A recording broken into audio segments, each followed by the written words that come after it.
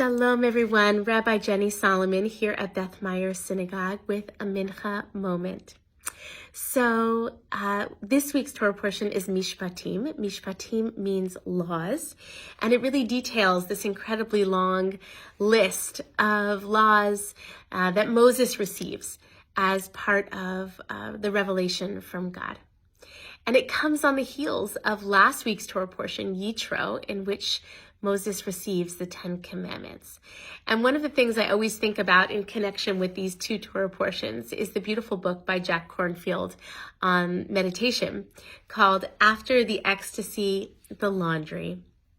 So Jack Kornfield, of course, is writing about meditation, but I think we can extend it to our tradition as well. That is to say, hopefully all of us have many moments in our lives of ecstasy, of bliss, of deep connection and revelation.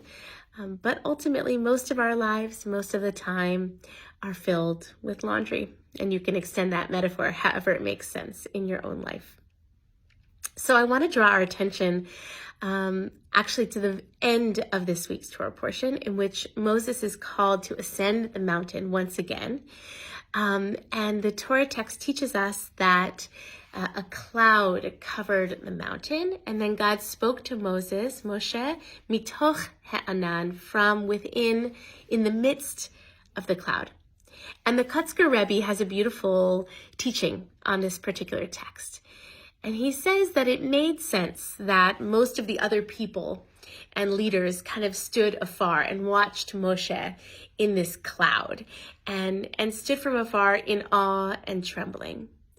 But Moshe understood something very special that helped him stand apart, which is that there are so many spiritual riches to be found in the midst of a cloud. That is, in the midst of blurriness, uncertainty, humility. And I'm thinking about this teaching a lot as I reflect on what this day means for me.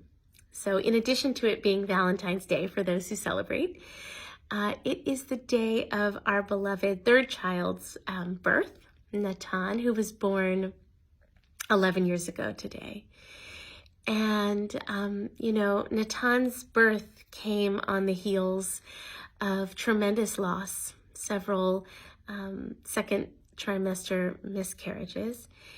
And that experience of moving through those really excruciating, difficult days, the days leading up to my pregnancy with Natan, and certainly the uncertainty that came with every passing moment as I was carrying Natan and hoping and trying to do what I could to bring him into this world.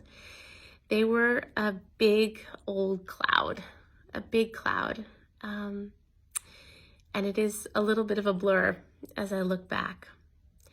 But it's a reminder to me that the blessings, not only of his existence in our lives and in the world, but also of what I had to learn to move through that experience. All that confusion, all that uncertainty, all of that humility and letting go of control, all of that were some of the greatest spiritual riches that I've ever known.